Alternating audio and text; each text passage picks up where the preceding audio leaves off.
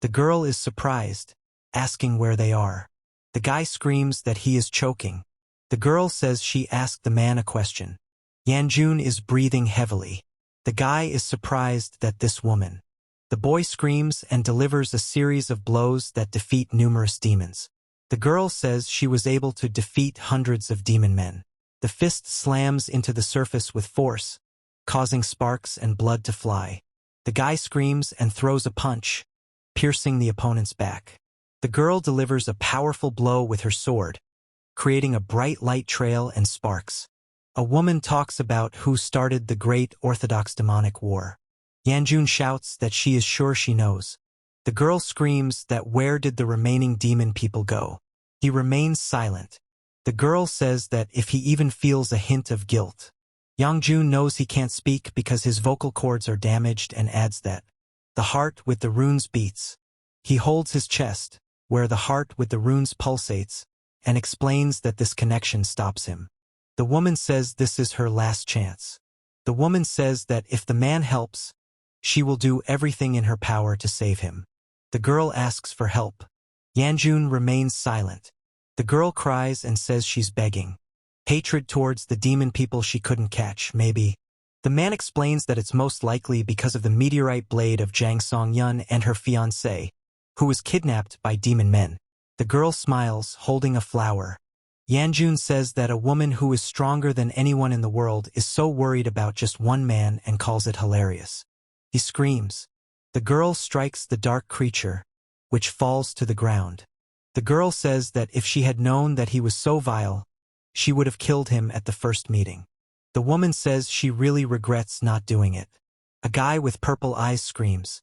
The text explains that when they first meet, she thinks about when it happened. Yanjun says that her memories are probably different from what he remembers. He screams in disbelief, and the girl is surprised, asking where everything went wrong. The man says he's a traitor who's stabbed countless people in the back, someone who's gone over to the demon people, and he's sure it's just karma that's finally caught up with him.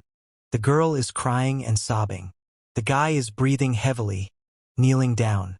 The girl is looking at him. Gu Yanchun says what he does. A bright glow appears on the man's chest, accompanied by cracking and breaking sounds. The boy screams, and the man is surprised. Blood is flowing from the man's mouth. A finger touches a pool of blood on the stone floor. The woman says that if she violates his terms, her heart will explode and she will die. Then she screams, clenching her hands until they bleed. A hand with a bandage squeezes the fabric. The woman says it's because she can't even hear her properly. The man asks why she's suddenly bleeding. The woman says she shouldn't pee anymore. The man wonders what if. The girl screams that she said she was set up and that all this was against her will, and asks if the man would believe her. The girl explains that she supposedly has a bunch of excuses that she could give. The girl's eyes are wide open. She is surprised and sweating. The guy says he's had enough. Yanjun screams and clutches his chest as blood starts to flow out. Then he falls back and lies with a wide open wound on his chest. The woman says brother and then asks to be happy. The girl calls Gu Yanchun and asks if he can hear her. Yangjun explains that he cannot die because his body belongs to another person, and therefore he cannot die even if he is killed. The girl sits on the rocks, her head down and her hands clasped, with bones and debris lying around her. The guy says he can't forgive her unless she tells the truth and explains that he doesn't want her to suffer because of him. The girl says she doesn't want to hurt him and asks him to leave. The guy says he won't leave until she tells the truth and demands that she stop hiding. The guy asks if it's him. The girl says she is so sorry. Yanjun is silent. The guy shouts that Gu Yanchun. The guy is screaming. Yanjun says that even this life. He says you're crying. The woman says that if it were just rain. Yanjun is surprised that the moon has already risen and says that it has risen. The girl says that means both are here and explains that it's good. The guy is screaming, and the girl is lying with her eyes closed.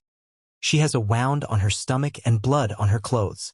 The girl says he shouldn't have risked his life for her, and Yangjun explains that he couldn't leave her alone. He explains that he cannot die because his body does not belong to him. Yangjun says he can't die. Yangjun explains he can't die. The girl smiles and offers a cloak. Yanjun is surprised that it's not potatoes but bread. The guy shouts that. Yanjun is surprised at what is happening and says he is sure. The man says he violated the heavenly demon's prohibition. The guy says his heart broke. The girl says he shouldn't have taken such a risk and explains that he must now rest and recover. Yangjun explains that he can't afford to be weak and that he must keep fighting for everyone's sake. The girl says she'll be there to help him so he doesn't give up. He says his heart is still beating as if nothing happened. Yanjun explains that judging by his small, clean hands, he is in the body of his younger self and asks if this is a dream. He wonders why this is happening. The girl explains that it's not a potato, but a sweet potato, and says that sweet potatoes are sweet and tasty. The image shows a close-up of a foot with a hole in the sock. The guy wonders what he said then. A guy grabs another man's hand. The girl is surprised. A potato is depicted in the background. A girl with a basket screams. A man in the center is surprised. A woman on the right also screams. A large man delivers a powerful kick to the ground. Yanjun shouts that such a scoundrel shouldn't have come here and asks if she doesn't know her place. He says that I think that's what he said. Yanjun says that since he dreamed about it, it seems like he still has some regrets. The guy explains that it's not what she thinks and asks her not to worry. The girl is surprised and says she can't accept it. Yanjun says he'll gladly take it. He screams and bites potatoes. Yangjun screams that it hurts and wonders why Song is so hot. The girl laughs and says that the man's face has become like a tomato. Yanjun says he can't understand what's happening. The man is screaming for them to run. The man says that the young gentleman disappeared so suddenly that he searched for him and thinks that he was his guard and tries to remember his name. Yangjun is surprised that he seems like a Myong and says that he was so worried that something would happen to them. He says he's tired and sticks out his tongue. The girl is holding a plate of buns. He explains that he's eating a bun. Yanjun says it's okay and offers to come over, and the man screams, "How dare he?" He says he knows he has honey cookies. The guy says this is the last one. Yanjun says he'll share with her and laughs. The girl is surprised, asking if he'll really give it to her. The man behind Yanjun notices that the young gentleman is sharing with someone. He tells that he treats you to delicious potatoes and explains that he has nothing else to give in return. Laughing. The girl is surprised and says that this is her first time. The girl says she gets something so shiny and it smells so. Yanjun is surprised. The girl says it's The man takes the cookie. A man in blue speaks to a grandfather. The grandfather runs and shouts, addressing someone as grandfather. The man in dark clothes looks back. The girl screams that it's her grandfather, and the old man says that she's fine. The girl says she's fine and even got some potatoes, but the man calls her a naughty girl. The man asks the girl if she's hurt or if she did anything wrong. The girl explains that she's perfectly fine and hasn't done anything wrong. The man is surprised. Yanjun is surprised that this person. The girl says she also shared some potatoes with him. The girl screams that it is her grandfather. The man explains that he is a young master from a great family and offers his deepest apologies. Yanjun says it's okay, old man, and explains that it's quite the opposite. He says that it so happened that he was hungry, and luckily, she shared some potatoes which he ate with pleasure. The guy says the only thing he can give her in return is honey cookies and hopes they'll accept him. The man remains silent as he holds out the cake. The older man says, "Young master, you." Yanjun says he's fine with it and adds that it's sweet and shiny. The man says that they cannot accept something so valuable and then they will no longer bother the young master and leave. He is surprised.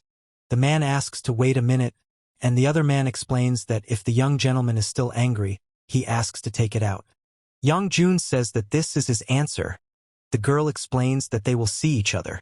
The girl is silent, and the man looks at her with surprise. The guy asks for more potatoes and Yanjun explains that there is no need, and thinks about that boy.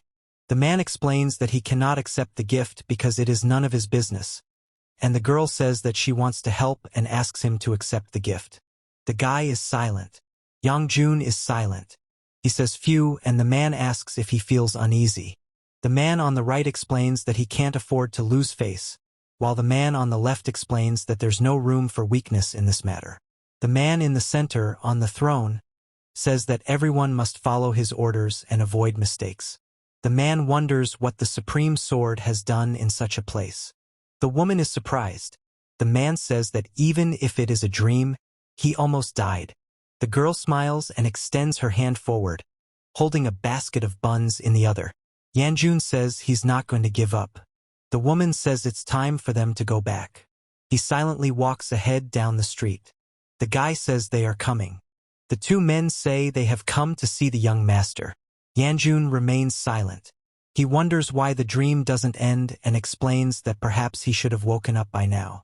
If all this is real, Yanjun says it has something to do with the heavenly demon's curse. He says it's amazing. The girl is surprised that this voice is familiar. Yanjun says to just think about him coming and not running away. He explains that from the place where the head of the clan will arrive. Yanjun reveals that this is his second eldest sister and the person who despised him the most. The guy is surprised that everyone has gathered here because the head of the clan is coming here. Yanjun asks what he has in mind this time. The girl says that if a guy is going to do something crazy, he needs to stop and leave. The girl says that the guy who knew about it is now claiming the opposite, and Yanjun explains that he is only here because he has to. He says he will apologize to the clan leader later. The woman says the young master will apologize. The man shouts Gu Yanjun's name. Yanjun lands with a powerful explosion, surrounded by fiery energy, and confidently walks forward through the destruction. The woman says she doesn't know what trick the other one is up to, but it's best to stop now. The girl says she's going to get really angry now.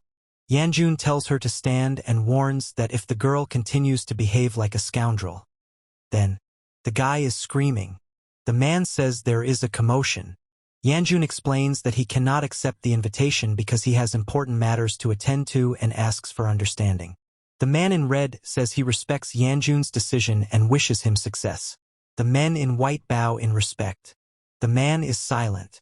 The man says the minister. Yanjun asks if there are any sword squads currently preparing. The man explains that the first one is resting afterward. Yanjun confirms that he is the leader. The guy in red then says to order the last ones to finish the preparations and come to him. The guy says he doesn't know if it's a dream or reality, but his gaze is still heavy. The man tells the third child to come to the clan leader's room alone as soon as the meal is over. Yanjun is silent. The boy is silent. The man is silent. He asks the man if he has any digestive pills. The girl smiles. The man explains something, sweating. Yanjun explains that he won't eat this time because he's already eaten. The man in red says he can't afford to eat less than usual, otherwise he won't be able to work. Yanjun explains that he won't eat today, and the man in red says he's always working and can't afford to rest. The guy is screaming. Yanjun says the atmosphere during meals is the same as always, and explains that he doesn't know whether he eats with his mouth or nose. The guy is surprised that he was called alone and explains that it would be great if someone could defuse the situation, calling him the second child. The man says he heard about his interlocutor's achievements in martial arts. The girl says she had a little epiphany. The man says that Yanjun is making great progress with age and it's nice to see it, and he asks him to keep it up. Yanjun thanks him. He tells her to sit down and continue eating. The man says it's quite impressive that she's already achieved 3 stars at her age, and explains that it's natural, because despite being talented, she still works hard. Yanjun says that even she knows how to smile, and that's why she looks much better. The girl takes back her words and explains that she looks like an insect. Yanjun screams that he can't pick up food with chopsticks. The man says he heard him go out for a walk. He explains that he just ate. Yanjun says he's already eaten and asks why he came.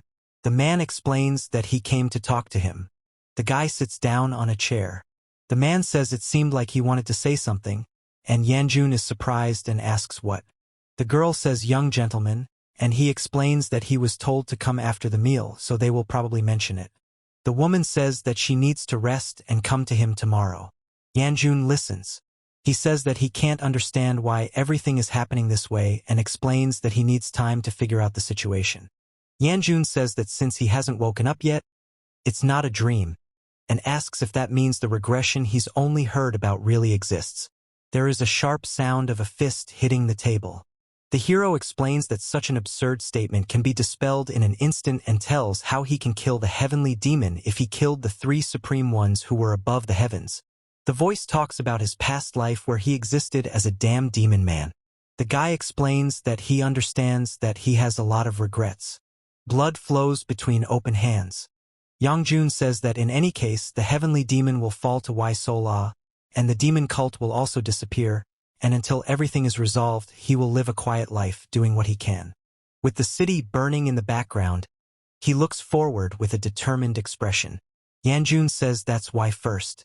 The guy screams, activating energy in the abdominal area, from which flashes of fire and electricity emanate.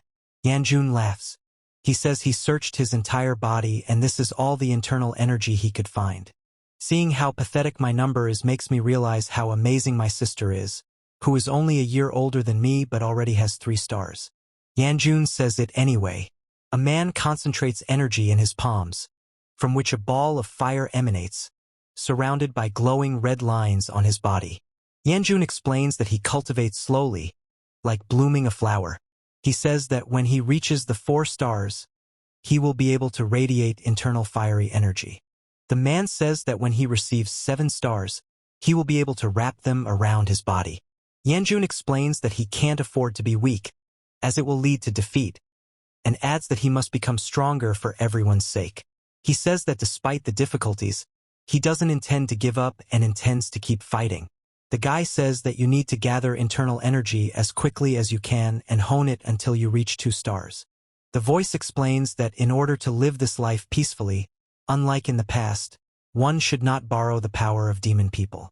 The voice explains that instead you need to increase your own power. Yanjun concentrates his energy in his hands, surrounded by flames and sparks. He shouts that he was finally able to light the fire. Yanjun says that if he tries any more, he will definitely die. He says that his abilities currently do not allow him to easily use his internal energy, and if he continues, an energy deviation may occur. The guy says that he is not afraid of death and that he has wanted to die for a long time. The voice is surprised that it succeeded. The man explains that he has reached the 2nd star, albeit an early stage. He clasps his hand, from which fire erupts, step by step but not at all slowly. For the sake of a life different from the past, he says that he will not do stupid things that could negatively affect his future. Yanjun screams. The guy wonders why his whole body hurts so much just from working out. The man says it's his own fault for not doing this sooner and explains that he has a long road ahead of him. The guy says he'll go to the clan leader's room at noon. Yangjun says he can practice. The girl smiles and says hello again. The man asks what the other person is looking at and whether he is going home. The man says it's not a star and asks if it's always been there. The inscription tells us that this happened one day. A man screams, trying to escape the jaws of a huge monster, and holds out his hand with a red ball. Fire and chaos rage around him, as various monsters and people fight. It is also said that it is known as the Gate of the Demon Realm. Each faction sought to cultivate groups capable of fighting monsters, which later became known as sword squads. It is explained that the Gu clan had 5 such detachments. Yangjun says he wants to cut off his head and explains that it will be fun. He screams that it is not his fault and tries to break free, but they hold him tightly by the arms. The girl explains that she can't afford to be weak because she has a responsibility. Yanjun says he's not going to give up and will fight to the end. The girl explains that she cannot afford to make a mistake. The girl says hello again. Yanjun says he didn't get enough sleep last night and the girl screams. The guy is yelling for them to stop. Yanjun says she can't let him leave and explains that he must stay. The girl says it's nice to meet you. The man suddenly pulls his hand away from the other hand. Yangjun says he already told V that he can't behave like that with the young master. He wonders what he said. The man demands an immediate apology. The girl asks for forgiveness. The man is surprised and asks what is going on. Yanjun explains that he can't understand why the old man is acting like this. Vi-mun explains that from now on he will serve as a sign of gratitude to the head of the clan, and says that perhaps a servant in the form of a frail old man will not be a joy, but he will give his all. Young-jun is surprised, asking if it's Y-moon, and then clarifies that it's not Y-hyegung. The girl says she wants to help her grandfather. Yanjun is surprised, asking who to serve and what exactly, and then wonders what it concerns him. He explains that if this is an order from the head of the clan, then it was given by the father himself. The guy says it's nice to meet you and feels like he's been in deep shit since the start of his life. Yanjun asks to be addressed by his first name instead of young master, and the man explains that he understands young master. He says it's true. Yanjun says that what is more important is. The woman says there's so much. The girl with the basket shouts that she's coping. A girl with dark hair says she can handle the salt herself while holding a large stack of clothes. A woman with short hair holds a basket of fabrics, and another woman watches them. A girl is surprised when someone suddenly steps on her hand. The guy screams and falls to the floor, hitting his head. Yanjun whines. A man with white hair and a beard explains the situation. A girl and a boy with pitchers are surprised when one of the pitchers falls and breaks. A girl explains that this happens, and another girl says everything is fine. A man watches them. Yanjun explains that she must have a talent for martial arts and wonders how she can be so clumsy. The girl helps Yanjun up. The guy is screaming that he has a headache. The girl tells Yanjun that he is going somewhere. The girl is surprised. Yanjun says, He asks if the girl will finish what she was doing, and the girl explains that she was told to always follow him. The girl screams that she can't let the guy do this and that he needs to leave immediately. The guy says he's not going to leave. The two women tell Sol-ah to hang in there and that only she can handle him. Young-jun thinks they shifted this role onto her because they didn't want to deal with him. He says that he is still the son of a good clan and explains that it is not normal for his personal servant to be chosen at random. The guy says that Vi-Sol is okay, but the Supreme Sword is putting too much pressure on him. The girl says that everything is ready. Yanjun says he did it himself. The girl is surprised. Yanjun explains that either his father knows who they are, or he simply stopped caring because too many servants quit. The guy says he told me to come see him today, so he'll ask him personally. The guy is surprised by what's going on. The girl follows him. The man with the stick stands to the side. The girl shouts for the young gentleman to wait. Young-jun explains that he is busy with business. He explains that he can't let the girl go alone because it's dangerous. The girl says she's already used to such situations and isn't afraid. Yanjun says to finally figure out how to do your job.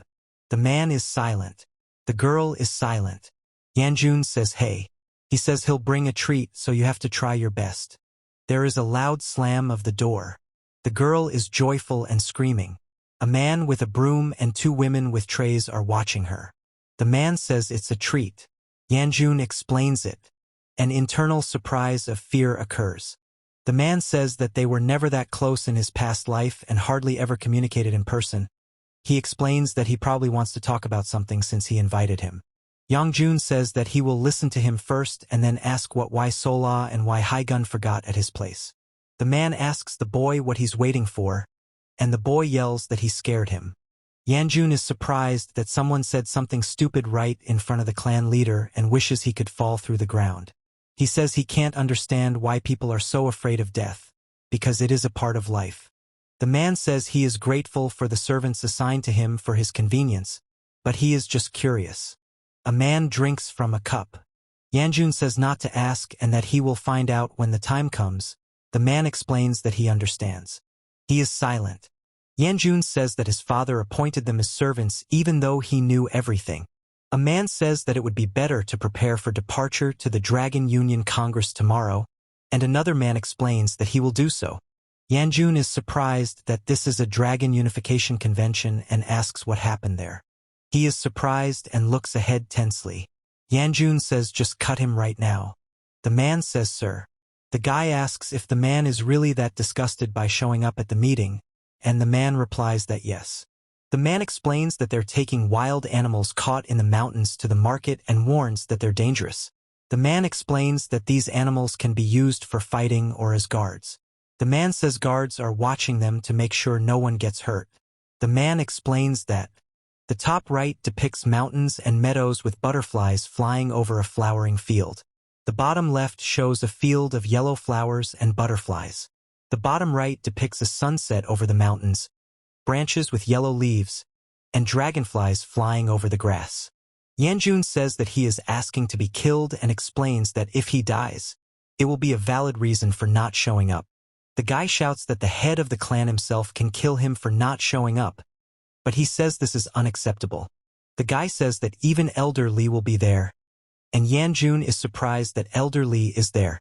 The guy explains that Elder Lee said that if they run away again, he will personally give them a beating. He is surprised that no one else comes forward.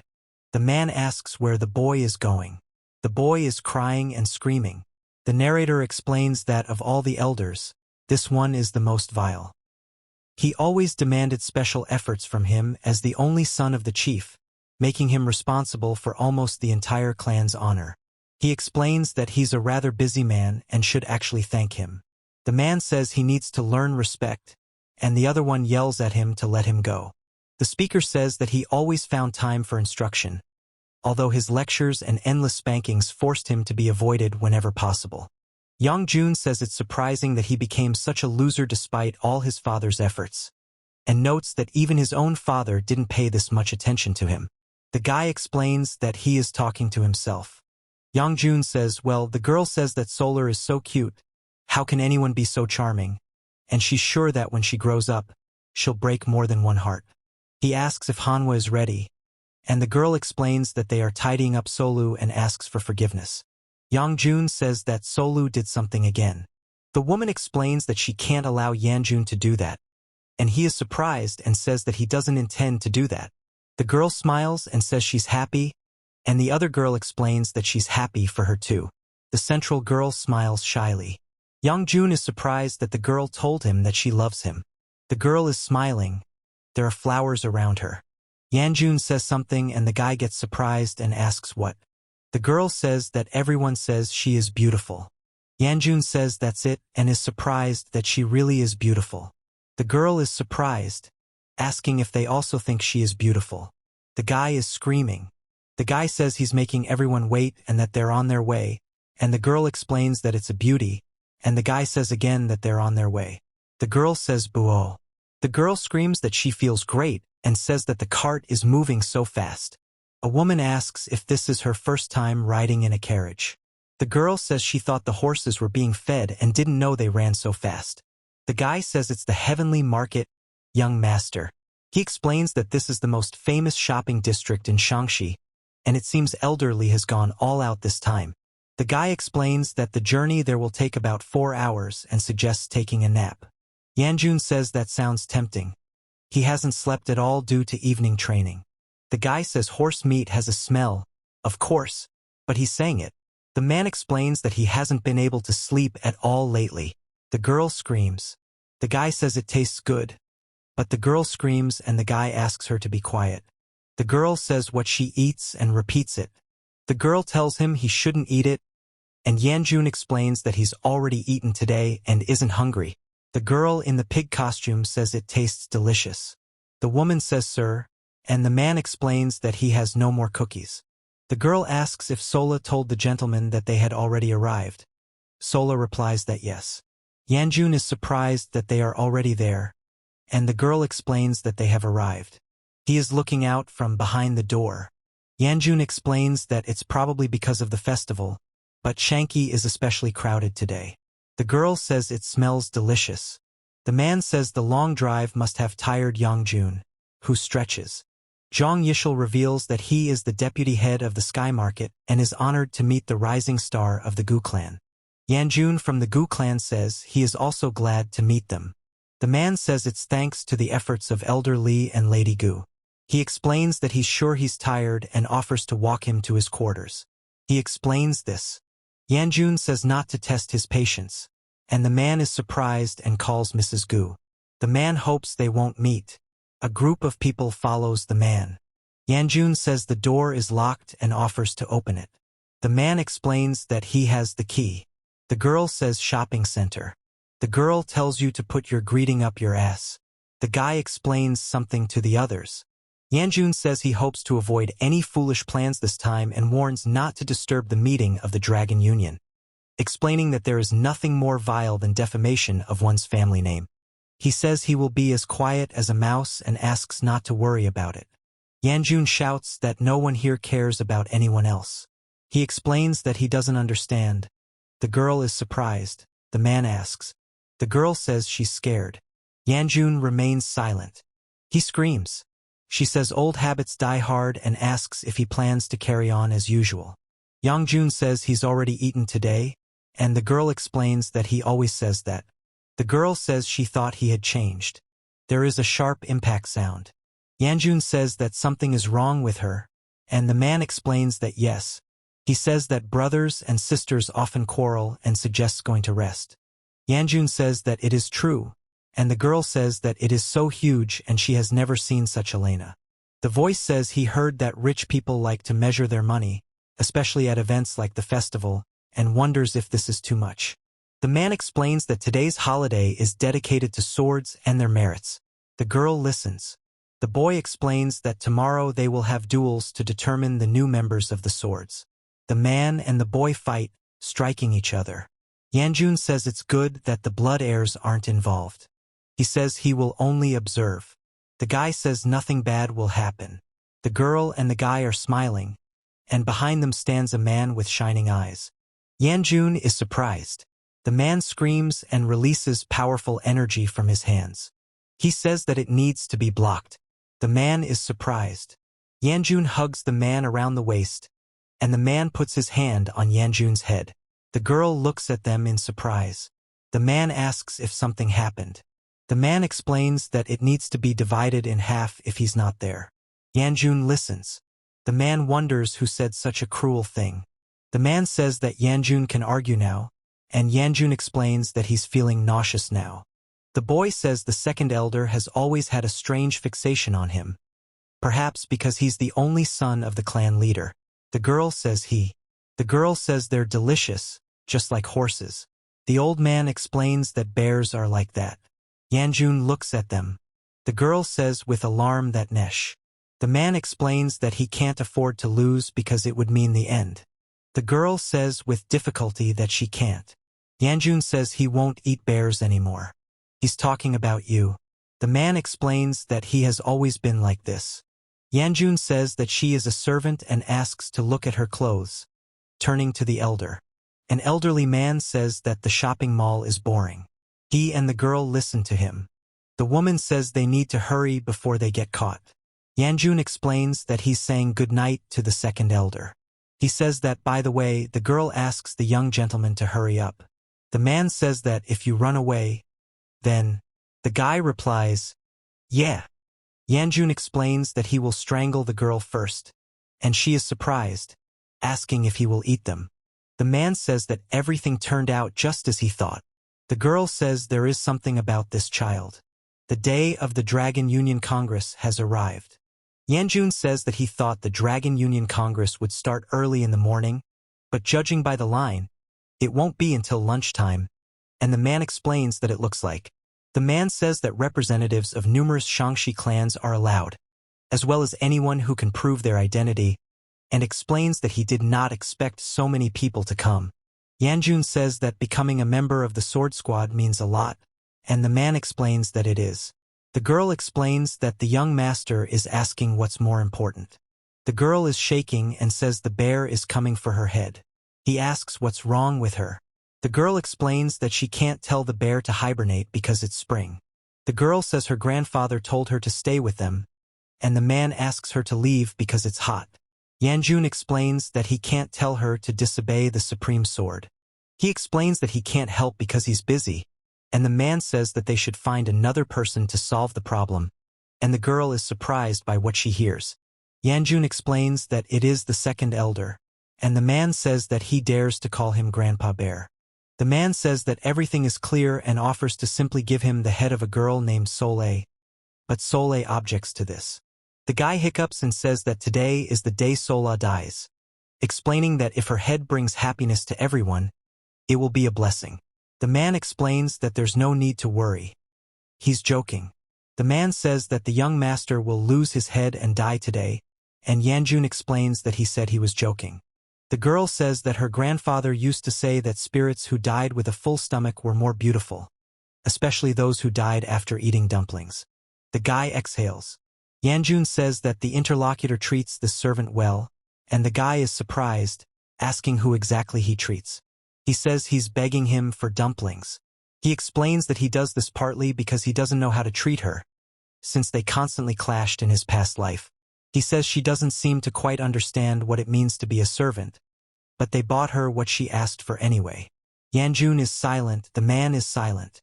He says he is not afraid. Yanjun says that rumors shouldn't be completely trusted and that he still has a lot to learn.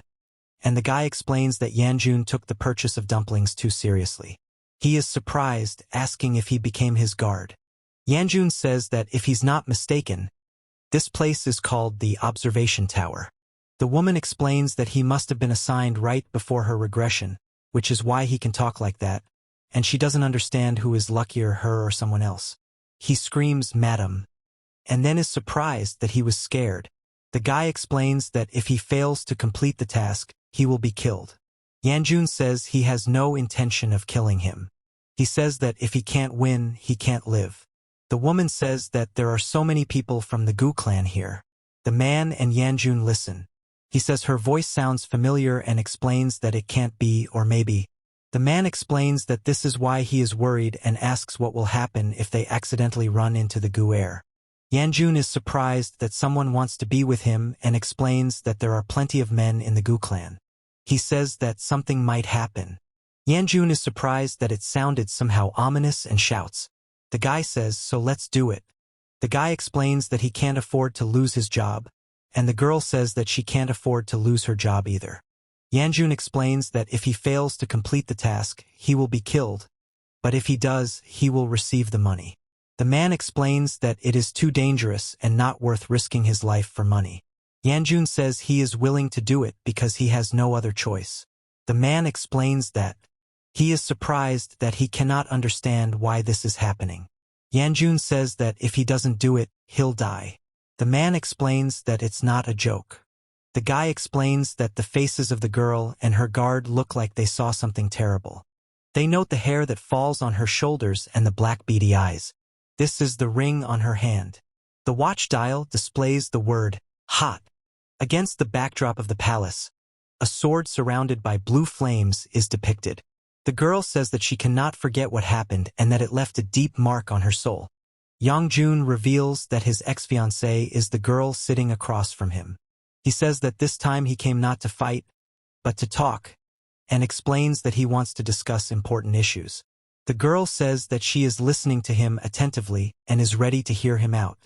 Yanjun explains that the Peng clan probably also saw the benefits of an arranged marriage with the Gu clan. The girl explains that she cannot answer the question.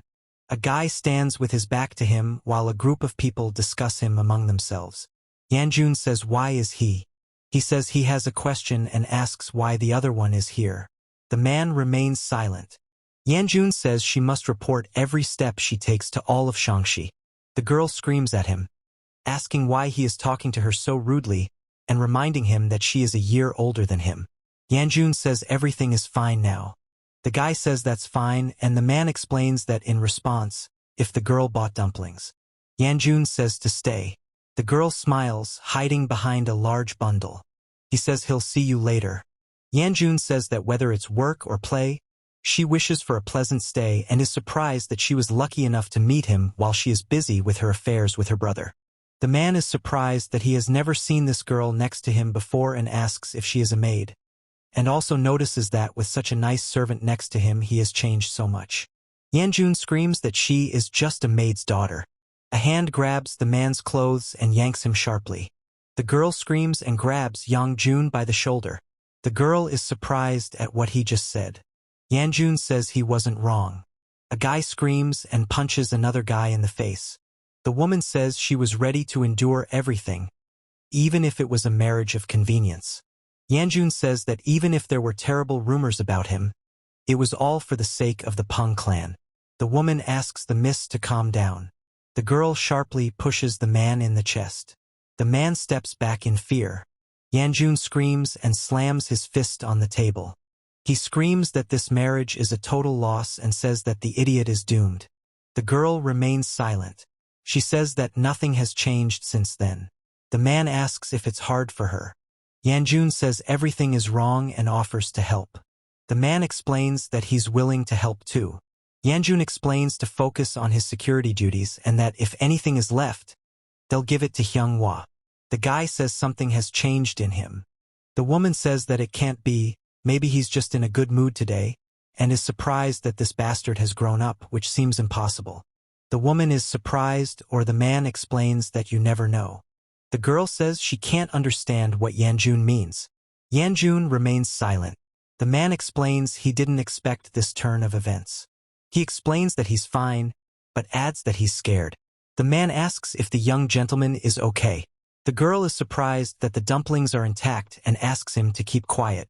The man explains that he can't help because he doesn't know where the right place is. The man says he doesn't have much time and asks if he will be held accountable if he is caught. The man is surprised that they might get caught and explains that he doesn't understand how that would be possible. The man in red explains that if he fails to complete the task, he will be punished. The man in black says he will do his best to complete the task. The man in red with a beard explains that the punishment will be severe. At the gate, a man stands at a table with documents. In front of him are 3 men in red, one of whom is speaking. 3 people stand nearby, and the man is explaining something to 2 of them. A crowd gathers around. The guy asks if they should interfere, the man explains that they should, and the girl explains that anyone can participate in the Dragon Union Congress, but only if they can prove their identity. They shout that they'll just let them participate and that no matter what. Yanjun says they need to keep up the circus. The man explains that squabbles over recordings at the Dragon Alliance Congress are not uncommon, and the Gu clan's reserve martial artists will take care of that. The man asks Yanjun to stop already. Yanjun grabs the man by the arm and lifts him sharply into the air, while simultaneously kicking him into the ground with force. The guy throws the man into the air and hits him hard. The man shouts that he is allowing himself to do this. Yanjun explains that he was only demonstrating his abilities. He is silent. The man and the girl are silent. The girl tells him that the cafeteria is serving delicious food today. Yanjun explains that he's already eaten. The man says they need to hurry, otherwise they won't have time. The guy with long dark hair asks if they'll leave the guy here. The girl with short dark hair is surprised and remains silent. Yanjun says they're moving on. But the man says that you can't do whatever you want, explains that they have rules and you can't enter without identification. The man explains that this causes even more problems, and Yanjun says that his skills are not enough to prove. The guy says you. Yanjun says they are showing disrespect to the head. The man in red explains to the man in black that he can't afford to lose face, and the man in black explains that he can't afford to lose face because it's linked to his reputation. The man in red with a bald head and the man in red with a ponytail are surprised to hear the name. Yanjun is surprised. The man and the girl are also surprised. The guy is surprised at what he just said. Yanjun laughs and says dumplings. The image shows the palace complex in winter, with snow-covered rooftops and falling snow. Mountains are visible in the background and snow-covered trees in the foreground. Yanjun wonders what he's doing. The guy says it's cold, so he decided to warm up by the fire and fries potatoes at the same time, and also says good morning. Yanjun says he won't ask why it's in front of his room, but he does want to know what he's going to do with that tablet. The man explains what he's going to do with that tablet. He says the potatoes took so long to cook that he thought he needed to turn up the heat. Yanjun explains that his older brother deserved it and asks if he knows what he's holding in his hand. The boy yells that it's kindling and is surprised that his older brother is being beaten. The man explains that it is a commemorative plaque of the Peng clan, given by the head himself as a reward for graduating from the Divine Dragon Academy at the top of his class and becoming the youngest successor in history, and asks if he knows what the plaque is for. Yanjun says that he is like this and the man screams. He says that one must behave as befits a successor. The guy says he is the successor and confirms it. Yanjun says she can't afford to be weak and explains that she must keep fighting for those who depend on her. He says that sometimes he doesn't understand what's going on in the other person's head, and explains that he is talented and has all the skills despite his young age. He was even chosen as his successor, but at the same time he is dissatisfied with something. Yanjun says not at all. Simple. The man looks up. Yanjun says he'll go then and come back later. The man listens. The guy says oh. Two people squeeze a crumpled piece of paper together. The man explains that this damn brother thinks that not long is 4 months, and Yanjun says miss. The woman says that the beggar faction has news for them, and he says that he can finally find this bastard and asks where he is. The guy says it's in Shaanxi, and Yanjun is surprised that it's in Shaanxi. He shouts that he showed everything he could and wonders why now. Yanjun shouts that he wants to attend the Dragon Unification Congress.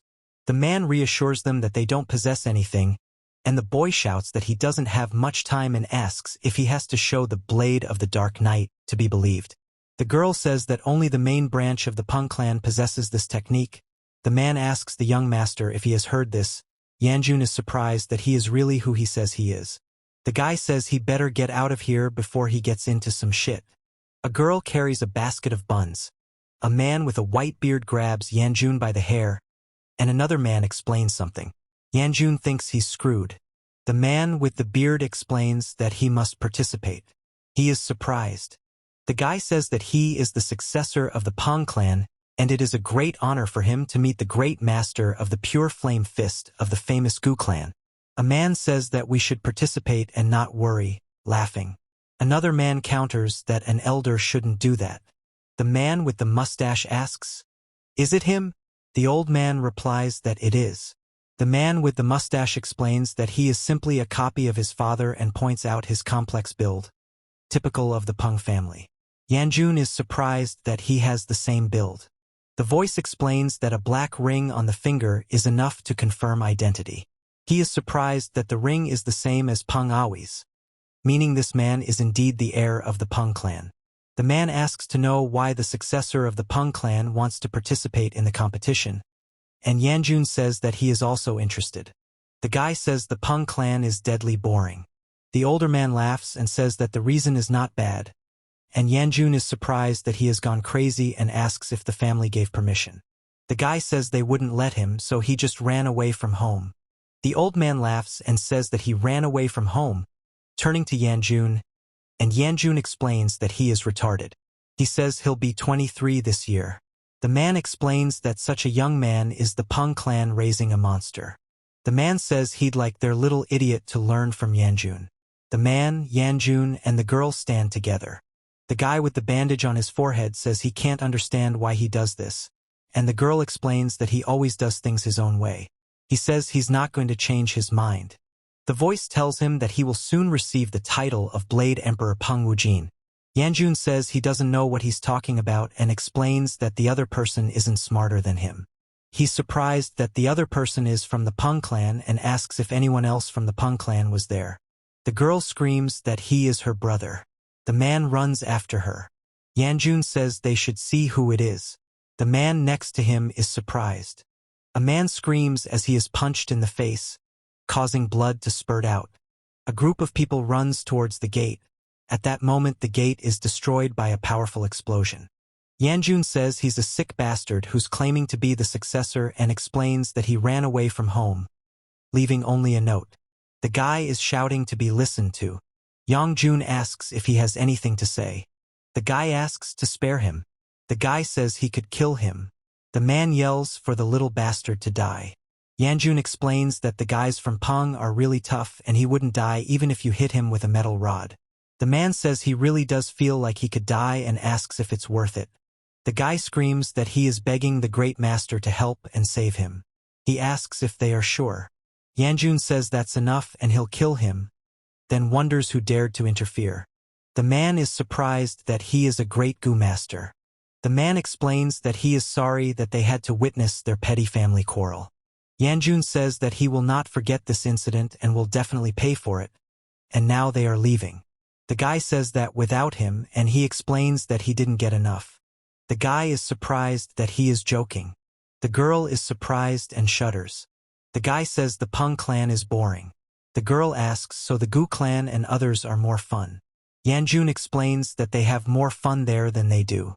The girl speaks while touching the man's shoulder. Yanjun says he wants to have some fun before becoming the clan leader, explaining that the only way to avoid it is to become crippled or die, but he doesn't like either of those options. He explains that he doesn't want to become the clan leader, but everyone except him and his interlocutor are just animals wearing there. The boy explains that one day he will have to become the clan's head, because he cannot allow another person to become the clan's head. He explains that this is why he agreed to become the successor. Yanjun says he'd like to, but given the situation the Peng clan finds itself in, he explains that the situation is complicated. He says that he didn't expect to see another person here, and the girl explains that she is also surprised to meet him in this place. Yanjun says he'll let them participate if he beats him. The man explains this with a smile, and those around him are surprised. He shouts that this is nonsense, and the man asks the second elder if he has gone crazy. The man says he has always been strong and has never been afraid of death. Yangjun is surprised and asks if that's all. The guy says he's never lied, then explains that he'll think about the rules now. The man orders Yobi to capture the bastard, and the girl asks if he means a successor. Yanjun says that after 10 hits, he will count it as a victory for his opponent. He strikes quickly. Yanjun shouts as he unleashes a powerful attack. The bearded man stands with his arms crossed and looks forward. The guy is surprised and says that this is impossible. The man screams and delivers a powerful punch. The voice says that the ladies and gentlemen have been waiting for a long time and that the time has come. The guy talks about the clash of two stars who will lead the future of the Gu clan. The girl says that Gu Yun Sio's fire sword. He says that Gu Yanchun is the first heir of the Gu clan and wonders why he is fighting with her. A man with white hair screams and delivers a powerful blow to another man. The guy screams and delivers a powerful blow from top to bottom, causing a strong explosion and destruction. The man turns sharply towards the explosion that is happening ahead. The man says, Yanjun is surprised. The man says he won. The girl explains it. He says that the elder should only avoid. Yanjun says that in any case it was just a sparring match that they both agreed to, and explains that he controlled his strength so the opponent will soon wake up. The guy says that if the Peng clan starts knocking on his door, he's not involved and asks him not to worry. The man explains that he won't die alone as long as the guy is around, and the guy wants to die a lonely death. Yanjun explains that everything is fine and it's even easier with him, and the guy says that he means Avi and it's definitely the elder's fault. He explains that this is precisely why this sparring was held and asks who knows what kind of trouble it could have caused. The man laughs and says he agreed because he thought it would be funny. Yanjun wonders how he ever became an elder and notes that the Gu clan is going downhill. The girl says young sir, and he explains that they will go further away from the big bear. The girl explains that first there was grandfather bear, then the wind went whoosh, and then the man went bam and fell to the ground. The man explains that this girl, her expression so sincere, wonders how she managed to save the world and why this world didn't just disappear. The old man says that this little girl's eyes shine brighter than anyone else's here, and he has a gift for her. The man is surprised, asking if it's a gift. The boy holds an unusual pastry in his hands and screams. Yanjun is surprised. He says that Grandpa Bear liked Soul from the very beginning, and Grandpa explains that he knew she would say that. The old man tells Yanjun that he was upset about the gift he gave to the servants and explains that the old man has something for him too.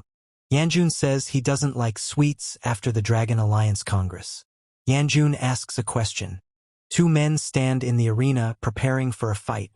Yangjun shouts that he is not afraid. He is surprised that it is a sword and explains that he has not used it before. It is explained that Gu flame magic can be used with various types of weapons, but it is especially effective with a sword or fists. Yanjun says he eventually realized he worked best with his fists and stopped using a sword, asking if it looked so strange. He says he doesn't care whether you use a sword, your fists, or anything else, and explains that her nasty nature is finally paying off. The girl says she is so grateful and happy that she has this opportunity. Yanjun says this is an opportunity. The girl says this is a chance to legally beat up her younger brother, and explains that it will happen in front of so many people. Yanjun is silent. The boy is surprised that the elder is asking him to participate in a duel, and is outraged that it will be with his sister. The elder explains that there is no need to shout. The man explains that he doesn't want people to go home thinking the Gu clan is boring. Yanjun says it's written all over his face that he thinks this will be funny and calls his interlocutor a crazy weirdo, then explains that he'll just give up if he's thinking about giving up. Two men and a girl support a man lying on the ground. The man with the white beard laughs. The man lying on the ground is silent. Yanjun says he really wants to see himself get beaten in front of a huge crowd of people. The man says Yanjun says he really intends to lose. He says he doesn't intend to miss out on a once-in-a-lifetime chance and doesn't want to waste his energy on a battle that didn't even exist in his past life because he'll lose. Yanjun says that besides, he says he is a dear brother. The girl says that the future head of the clan is only because he is a man. Yanjun delivers a powerful punch that causes an explosion and a directed beam of energy that strikes the enemy. He shouts that he will not allow anyone to be harmed. Yanjun throws a punch, knocking the man back. The man falls to the floor. The girl is surprised how he, a 2-star, is able to dodge her 3-star attacks. The guy says he manages to move half a beat ahead of her, but even so, he'll soon run out of steam. Yanjun says that this shows that he lacks preparation and asks how he can end the fight, also explaining that he can just let himself get hit. He wonders if he will remain unharmed after her blow and explains that it is all he can do. Yanjun says you need to dodge. The guy screams and suddenly grabs the other guy by the clothes, who is thrown back. Yanjun screams and throws a punch. He screams and delivers a powerful blow, throwing the man back. Yanjun says that if he swings that hard, it'll be easier to dodge, and asks if that's enough. The man notices the lethal force and asks if it was really necessary to rip his clothes. The girl says she forced herself to accept that she would never become the head of the clan as a woman, despite working herself to the point of exhaustion. A man explains that it is wrong to think that living his life as a scumbag can lead him astray. Yanjun asks if he can understand. The man with the sword on fire stands tensely. He says she put magic on her sword and now it's dangerous. Yanjun delivers a powerful blow that causes a bright flash and fiery sparks, knocking the opponent back. He screams that over and over and over again and that he always just ran away. Yanjun says he's not doing anything and then throws a punch. He says the man has no talent and doesn't even try. Yanjun says that if he is going to continue living such a worthless life, the girl screams that he should just disappear. Yanjun is silent. The girl screams and delivers a powerful fire blow to the man. The guy explains that if he can't handle this, he won't be able to protect those he cares about. The girl says she can't believe this is happening and explains she should have been more careful. The man explains that if he doesn't hold the sword tightly, it will slip from his hand. The man explains that the sword should be in the hand as an extension of the body. The boy screams that he can't fight such a strong opponent. Yanjun explains that he must continue to fight despite his fear. He shouts what she said. The girl explains that she hasn't eaten meat for a long time, and the man says that he can't give up meat because it gives him strength. Yanjun explains that he can't afford to relax because he has to be prepared for any eventuality. He explains that if he can't become a great master, he won't be able to protect his loved ones, and that he doesn't want to be considered weak, and that he will try his best. He explains that he's not afraid of challenges and is willing to work hard to achieve his goal. The guy says he can't understand why this happened and explains that he doesn't know how to fix the situation. The girl says she also doesn't understand what to do next and says they need to find a way out of this situation. The man says that if there is no resistance, he will do no harm. The man explains that he does not want to fight them. The man says that if they surrender, they will live. The man explains that he has the power to destroy anyone who stands in his way. The man says that it is better. A hand reaches out to 3 identical silhouettes of girls standing in a row. It is said that she worked hard for her outstanding sister. Yanjun screams that he can't believe this is true. The girl is surprised and says that it is.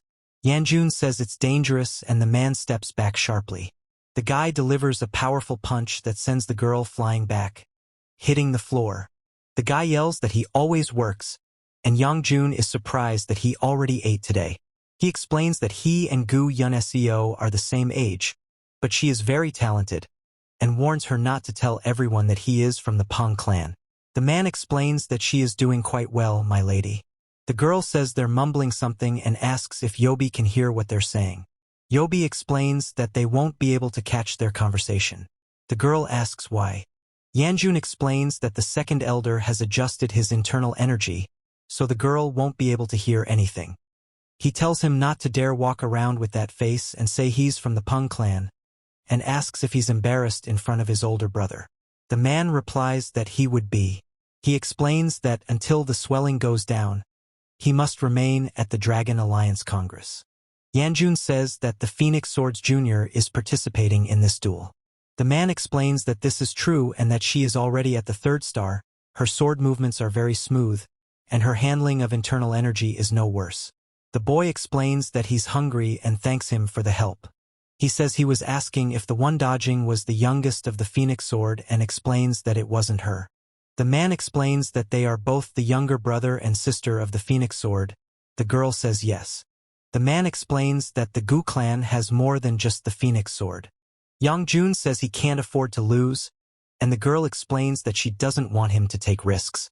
He explains that he wants to have some fun before he becomes the head of the clan.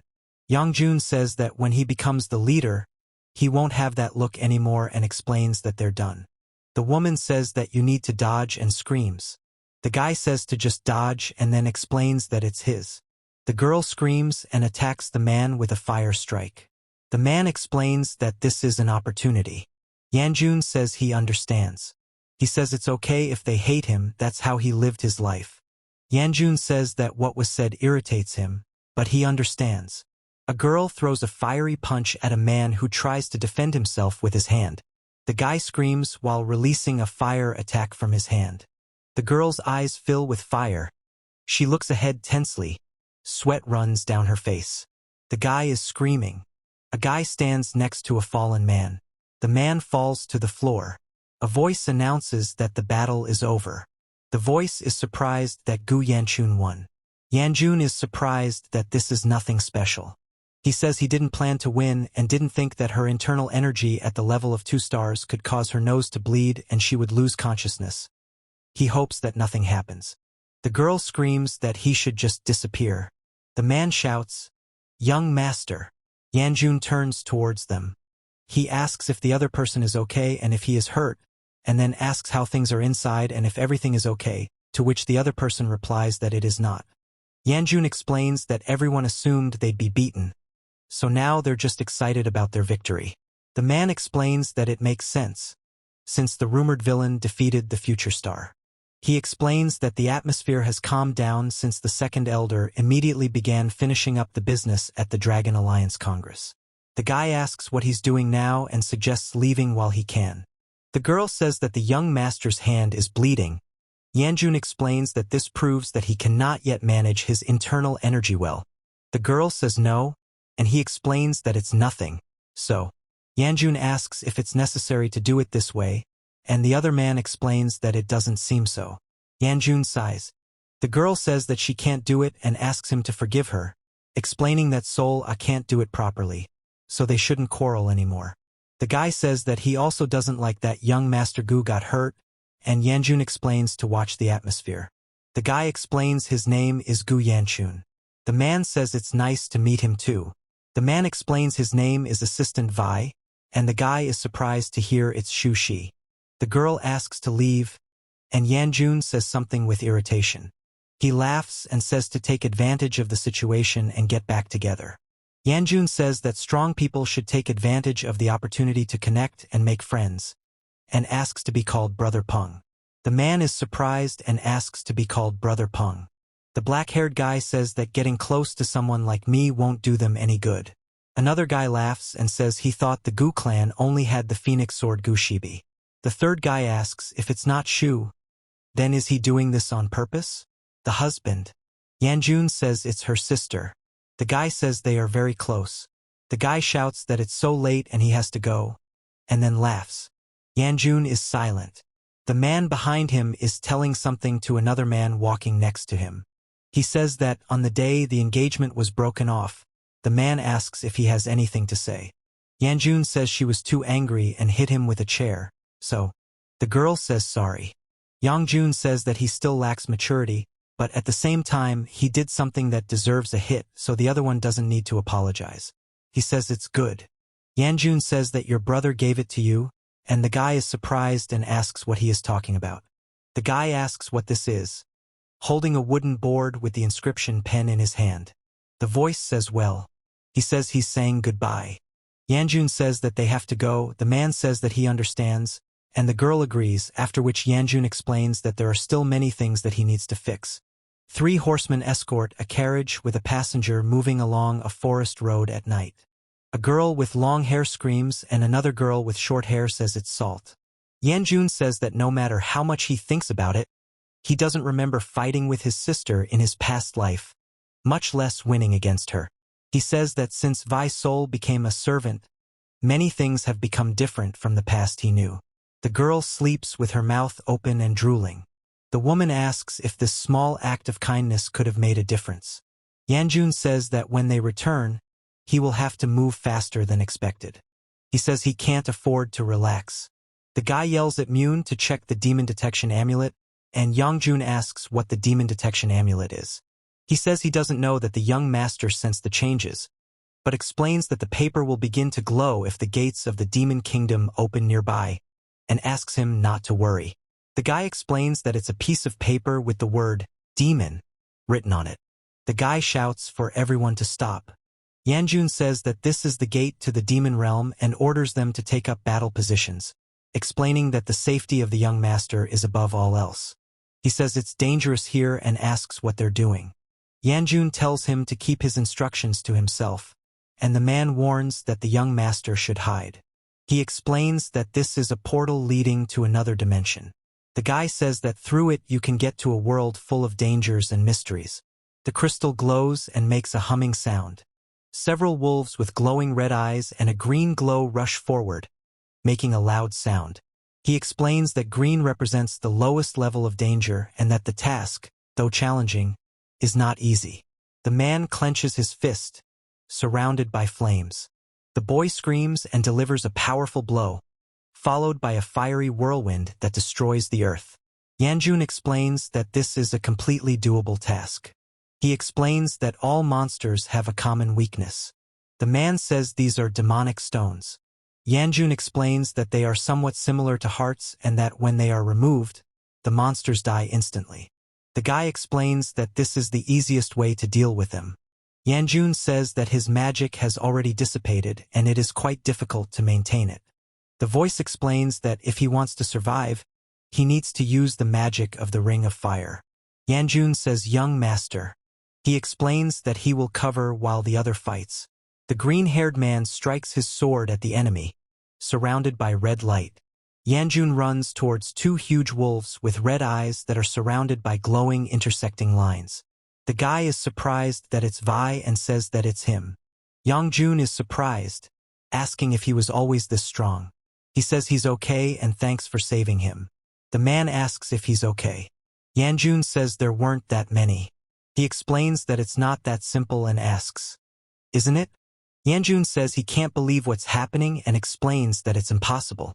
He says that in any case, next time it is better to retreat to a safe place and reminds that the young master is the heir. The man shouts. Yanjun shouts that he is okay, and the man is surprised and asks what is wrong with him. The guy yells a curse twice and explains that he gets a really bad feeling.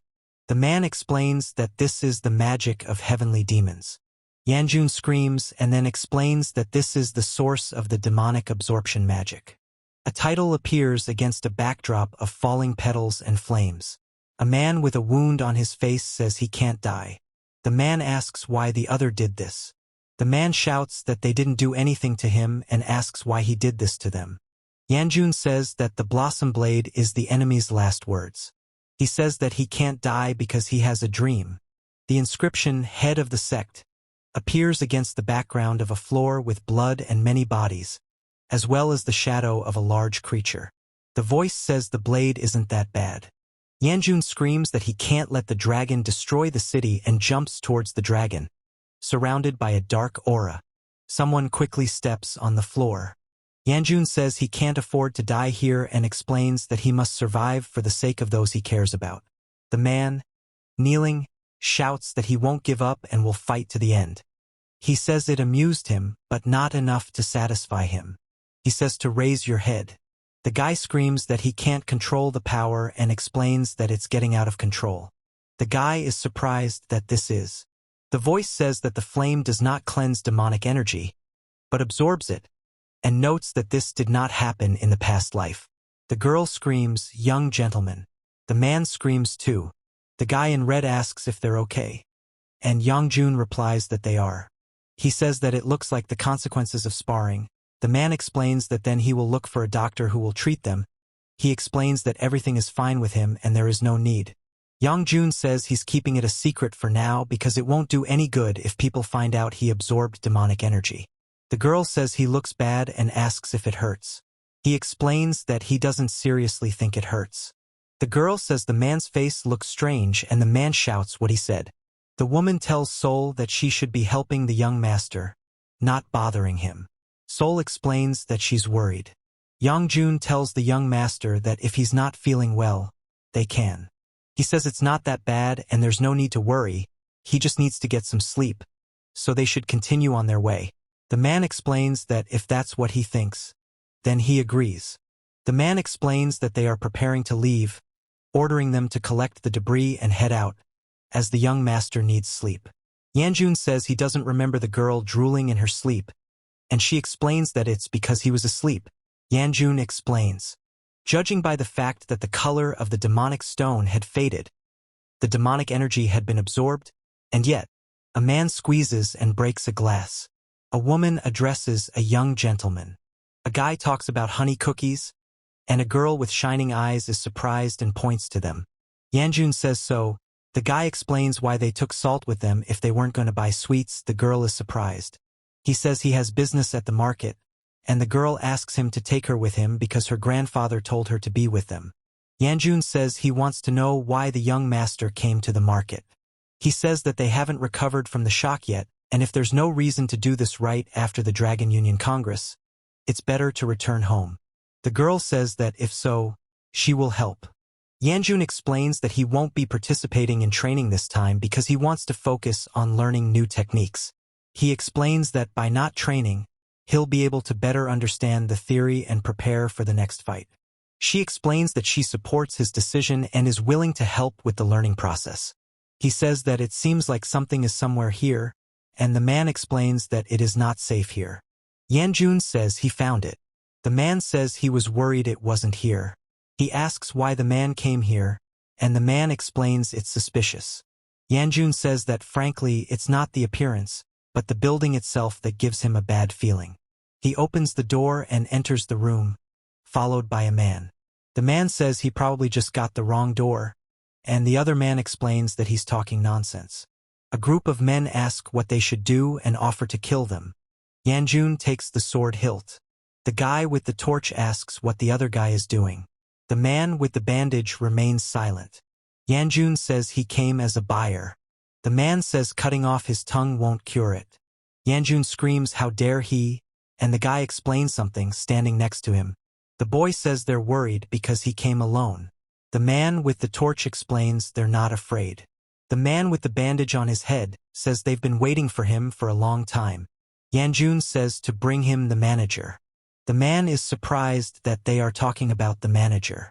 The man explains that he doesn't know where their boy got this nonsense from, but he lacks what is called respect. Yanjun says that the other person also lacks politeness.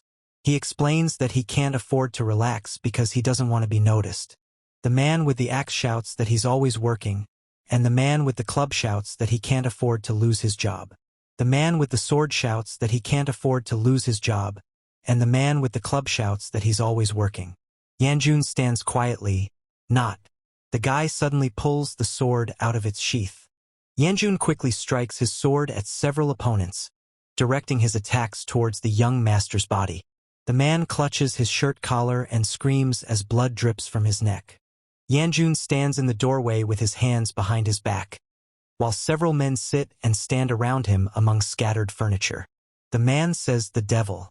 The voice explains that this kid is still the heir of the Gu clan, and one should have expected that a crazy guard would be assigned to him, but he cannot bring this child to the main one. A man asks what to do. Another man knocks on the door. The guy at the door says he already knows and that he's finished. The man says they're definitely up to something, and the other man explains he has no choice. Yanjun stands behind them.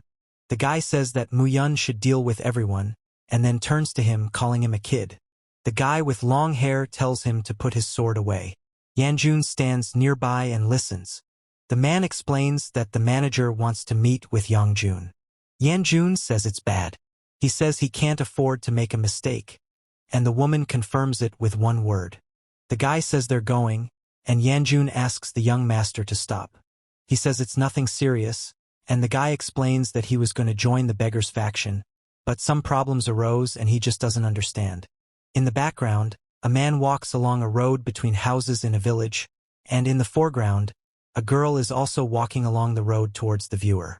The request for what he plans to do is a bit problematic, so Yanjun explains that he had to go elsewhere. If beggars are the best among the orthodox factions in obtaining information, then this is the place for the unorthodox. A message about the Hao faction appears. The man explains that he has joined the Hao faction. Yanjun explains that he can't afford to lose consciousness because he'll be killed, and asks not to worry. The man in red says he can't afford to lose consciousness either, and asks not to worry. He says he is the manager of the Shangxi branch and explains that they did not expect someone like him, so they apologize for his aggressive behavior. Yanjun explains that if they want information, they must pay first. The man in red says they don't have money and asks for a chance. Yanjun explains that they already had a chance, and now they must pay. The man in red shouts that they don't have money and asks for help. He says they are small and unorthodox. The man explains that they are from the Hao faction, and Yanjun asks why they keep asking questions. He explains that he can't afford to be weak because he has people he needs to protect, and the man explains that he's willing to help Yangjun with that. Yangjun says that he knows and asks whether they will take the task or not. He says he will accept this as agreement as long as the price is right. The man explains that 10 years have passed. Yangjun says he can't believe it's true. The man explains that he will have to take back his words and he doesn't think they can take it on. The man explains that it's not about the child, but about the location of the person protecting him, and asks for their understanding. The man asks if this is true. Yanjun says that even if the reward is information about the Hao faction leader. A man turns the hilt of a sword. A man explains that the sword is ready for combat. A man presses a button on the hilt. A man explains that the blade extends. He stands with his eyes closed and his arms crossed. 3 warriors with weapons appear around him, candlelight. Yanjun yells and then says he thought they didn't mean to be aggressive. He says how this is known. Yangjun says he's not here to talk in riddles and explains that what's important is that they both have information that each other needs. He explains what is needed. He says that if they are not interested, then let them forget it and that he is going to the beggar faction, and then explains that he might also tell them a few things about the head of the Hao faction. The guy in red says that according to his calculations, about 3 months have passed. The man in black replies that this is excellent. Yanjun says he will give information when he finds him. He is silent. Yanjun is surprised. The voice explains that this is their deposit. Yanjun explains that if he can't find a way to stay alive, he won't be able to fulfill the promise he made to his father. The man explains that if he dies, he won't be able to protect his loved ones and fulfill his mission. The boy asks the manager if he believes the Sharp Mountain Ridge's words. The manager explains that, judging by his knowledge of top-secret information about the faction leader's disappearance, he has no choice but to believe him. The guy wonders what he's thinking and explains that judging by the skilled security guard who came with him, he knew they would act aggressively. The Gu clan leader explains that this information cannot be known only to the young master. The Gu clan leader explains that he is also involved, that's for sure. Yangjun explains that the skin on his neck stretches easily. The man says he doesn't mind being filmed. The man says it's stuffy in there and no one's looking anymore. Yanjun explains that it's stuffy in there and no one's looking anymore. He explains that the Hao faction is generally not respected, trusted, or followed by its leader, so he hid from those who were hunting him. The guy says he can't just leave. A man sits in a prison cell with his hands shackled and his head down. Two men exit the building. Yanjun says he feels better. He says that if it came down to it, he would have said to attack, but how lucky that this bit of information came in handy. It is said that the Hao faction leader was held captive by the Dark Knight Palace for over 5 years, and as a result, the Hao faction and the Dark Knight Palace entered into a battle. The Murim Alliance is reported to have launched a surprise attack, resulting in the destruction of the Dark Knight Palace and the end of the battle. It is reported that the leader of the Hao faction dies during the battle. Yanjun says he was lucky that such information worked and was made possible by the Hao faction's Shangxi branch and his meeting with the manager. It's annoying, but it's necessary to find it. The man explains that he's always been there, watching over her. And Yanjun says he can't believe it and asks why he didn't intervene earlier. The man explains that interfering could only have caused harm and says that now is the time to reveal the truth. The man reveals that the tactic known as the brain of their sect is called the Heavenly Fong of Jagal Hyuk. The voice says that even Sol Ah suffered because of his tactics, and if he is not dealt with beforehand, he will contribute to the success of the demonic cult. The man says he doesn't even know who they are looking for. Yanjun explains that if the search takes 3 months, the results will only be known closer to summer, and says that it looks like people. He says he will only be able to get it in the summer. Yanjun is surprised. He says that around this time, the secret room of the Yong Jinchuan clan, managed by the First Trading Association, was discovered. The countless riches hidden there are of no importance. Only priceless spiritual pills are important. On the fabric lie 3 glowing purple balls with glowing particles floating around them. Someone who has risen to the highest level thanks to the power of spiritual pills will subsequently turn into a demon man, becoming enormous. Yangjun says that Jagal Hyuk is a problem, just like the secret room, and explains that even if he wants to prevent it, the secret is in Sichuan, which is too far away. He says that there is nothing to do and remains silent. Yanjun says he'll have to give up. The girl is surprised and says that she cannot understand why this happened. The guy says that you need to come to him. Yanjun shouts that he will make the other person happier. The man says ho. The man with the broom says he hasn't worked out in a while, and the other man explains that he hasn't worked out either, but he feels fine. An elderly man laughs and tells you to stop laughing and get to work. The man tells Gu Ryan what he is doing.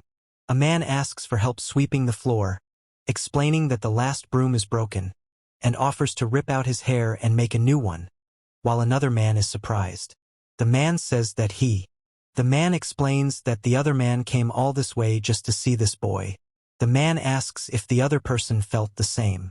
The guy who ran away 6 months ago and refused to train his legs says it's better to train him instead of this trash. The man explains this. Yanjun explains that he has also stabilized the fire ring magic. The man says they can't pass up the chance. The man says he has never seen anyone improve so quickly in his life and wonders if it can be called talent. The man says there's something wrong with this guy. The man explains that the first elder will not stand aside if he finds out, and perhaps he has already begun to act. And the other man says that the first elder is like that and asks where the boy is now. The man says he's unlikely to cause much trouble as long as so many people are watching him. The girl says she didn't expect to meet Yangjun here. Yanjun shouts that the girl will be happier with him than with anyone else. He says it's Soleil and Soleil has something for them. The girl says that if they want to know what happened, Soleil will tell everything. The man says that Sola had a dream last night, but it wasn't a good dream. Yangjun says that Sola has hurt many other people and explains that Grandpa knew how much Sola hated holding a sword, but still forced her to kill many people. The hero says that Sol wanted to stop, but still entered the house to harm people, and adds that one person. The man says that if he had more time. Yanjun says he can't let this happen.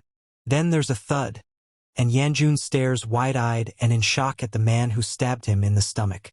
He says he can't believe this happened and explains that everything will change now. Yanjun asks for forgiveness. The guy asks Chun for forgiveness. Yanjun is surprised that it is sunny and bright today. The girl says that Sol-ah wanted to see the young master because she was very scared, but Hyunghwa told her to quickly go to the yard. The woman says that in the young master's yard. Yanjun says it's different. She says that he said that he would make Sol-ah happy, but Sol-ah is happy with the young master. Yanjun says he has an angry face and the girl laughs. The guy explains that he can't afford to lose face, and the girl is surprised. He says that he's not going to fight him. Yangjun says he's not interested in V-Sol, and the girl wonders what kind of guy is interested in V-Sol. He says he doesn't know where he's from, but damn him, and asks to see how he blushes. The man apologizes for offending young Master Gu. Yanjun asks if he knows him. He says he knows, of course. Gu Juliop says his name is Gu Juliop and he would like to request a sparring match with the main family's bloodline. He refuses. Yanjun says that he is very happy and greets his interlocutor. He says he's not going to participate in this, and the man is surprised. The man asks if Yanjun is running away, and Yanjun explains that he is running away. He says that running at such a moment is insignificant. Yangjun says that he already made a mess of his fight with his sister and explains that it would be stupid to spar with the first guy he came across. He says that he will go then. The girl is surprised. The man asks what Yangjun is doing and explains that he is not going anywhere because he came from far away for this and wonders why Yangjun refused. He greets the elder, and the man with white hair says that he hasn't seen Juliop for a long time. Yanjun says they have the same face. The man explains that it looks more like the guy is there to harass him, and the guy says he's scared. The man says he can't afford to relax because he has to be prepared for any eventuality.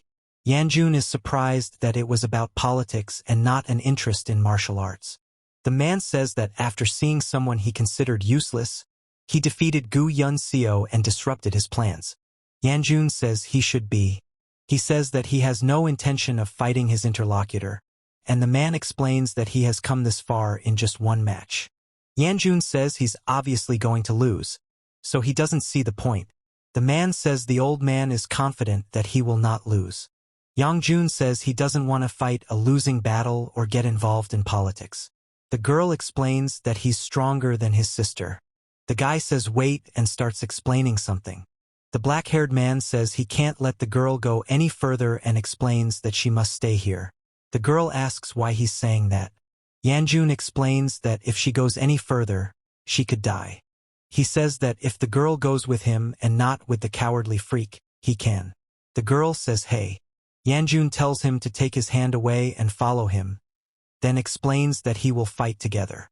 He screams. He says he's starting to regret it. The man says to give it up. The man says it will be fun and that fighting with different warriors helps develop skills. Yanjun replies yes, yes, and the girl listens. He says that since everything turned out the way he wanted, they will owe him a favor, regardless of whether he wins or loses. The man laughs and calls Yanjun a little rascal. The man says he owes nothing and will be at fault if he loses, asking if he's the leader or not. Yanjun explains that the man is mistaken in calling him an elder. He says he's not going to become the head, and the man is surprised. The man shouts that if not him, then who will? Yanjun explains that in his past life he refused to lead the clan, but everyone around him seems to think he intends to do so. He says he'll crawl in the dust and beg for mercy if they don't help him, and the girl is surprised. In a flashback, he screams that he surrenders. The man says he's disgusting, and Yanjun explains that he agrees, but on one condition. He says he will owe you if you win. Yanjun asks if the other person is ready. He says it's something like that. Yanjun asks what the other person is talking about, and the other person asks him to forgive him. He says that he went too far in their last duel and explains that no one knew that he would be bedridden for a month. Yanjun explains that it was so long ago that he forgot. He explains that he heard rumors that he defeated the headman's second daughter, but it was probably an accident, and his grandfather is worrying in vain, because he himself does not like to offend the weak. Yanjun says that he is even more disgusted by seeing a weakling in the place of the clan head. He stands in place. A magic circle appears around him, and below him a fire flares up and the earth is destroyed. The man says he is the second elder. The guy demands a favor in case of victory. The man says that it will be fair and asks what Jurub wants. The man says he wants this maid. The girl is surprised and touches her head. The guy is screaming. The guy screams that he is a little piece of shit. The man laughs and says that it is good. The guy says he's waiting. Yanjun explains that he politely allows the weaker one to attack first, and the man says that the weaker one deserves it, and asks if that's why he chickened out. He says that he is confident that he is superior to him in everything, be it internal energy, speed, or strength. Yanjun screams. The man says it's unlikely to be his aura and explains that he's a complete misunderstanding. Yanjun says he is sure that the enemy is using all his strength just to counter the energy he is emitting, and adds that the man explains that the answer is clear. Yanjun explains that he has less internal energy, so he will run out of steam faster and may already be on the verge of death. The guy asks should he attack first? Yanjun delivers a fiery strike, sending the opponent flying back. He screams and delivers a powerful kick to the opponent. Yanjun says the move is great, but too slow. He explains that his hand is on fire. He delivers a powerful blow, throwing the opponent back. Yanjun falls with his sword in hand, and the other man receives a powerful blow that causes sparks and flashes of fire to fly. The man falls down with force, then a powerful explosion occurs. The man screams with blood flowing from his mouth. Yanjun says that there is no need to think later that he suddenly attacked, and asks if everything is all ready. The man says he underestimated Yanjun and relaxed. Yanjun holds a glowing fire sword in his hand with concentration. He says it's a pity, but it won't happen as quickly as he'd like because time is running out, and explains that otherwise he would smoothly radiate energy, like the other man. The guy explains that if you want to defeat someone who is stronger, it is better to concentrate all the energy inside to strengthen the body, but his body is not yet able to cope with internal energy, and if he overexerts himself, he will suffer from overload. The guy says he has a maximum of 7 minutes to finish the fight. Yanjun explains that his fencing technique is based on the friction between the blade and the sheath, and says that if he is careful, he screams. A guy throws a fire punch at another guy who bounces back. The guy screams and strikes with a fire sword, creating a ring of fire around himself. The guy screams and delivers a series of blows, creating fiery trails that hit several opponents. The man says his movements are consistent and natural, explaining that he has clearly trained hard. Yanjun says that means the same thing. He says that if he gets upset, he won't be able to do anything. Yanjun strikes with a burning sword, and the man clutches his chest in pain and falls down. There is a powerful explosion, after which the two men jump back sharply. The guy screams that he can't understand how the other guy could release so much energy. Yanjun concentrates energy in his hands and releases a fiery projectile. He screams and delivers a powerful blow with his fiery fist, causing an explosion and destruction around him. A powerful explosion occurs, destroying the walls and floor. Yanjun sits in the resulting crater in the floor, surrounded by cracks and debris. He says what irritates him most is, the voice says that he's acting like shit or trying to take over as the clan leader, and Yanjun explains that he can't move. The guy says he doesn't care at all about it, but he explains that the other guy has taken on something he didn't even dare to wish for, and adds that it's very annoying. Yanjun says he's not happy that someone tried to take something they didn't deserve so easily. Maybe break his arm so he never has to think about it again. The guy explains that the right one will be just right. The man touches the red fabric. The man says that Yanjun is a good boy. He says that's enough.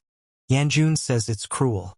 The man explains that he got up and walked home on his own, which means he is fine, and asks if the girl is worried about what the first elder will think about it. Yanjun says that he still doesn't intend to become the head of the clan, and the old man asks him not to speak so loudly. He says that anyone, maybe she. The man wonders who, if not he, is the descendant of the main branch. Yanjun says that it doesn't matter, and that she probably does. The girl remains silent. The girl screams that there are mountains of cookies, and he says that it is impossible. The woman explains that if Sol-Ah was called the Supreme Sword's direct disciple, that means he trained her himself, but she spends her days learning housework, and he's never even seen her up close with a sword. The girl says she doesn't think she's always been so stupid. Yanjun wonders what the salt was like when they met in winter. The boy wonders why he can't remember and explains that it's not the kind of thing one can easily forget. The girl asks if the young gentleman is okay.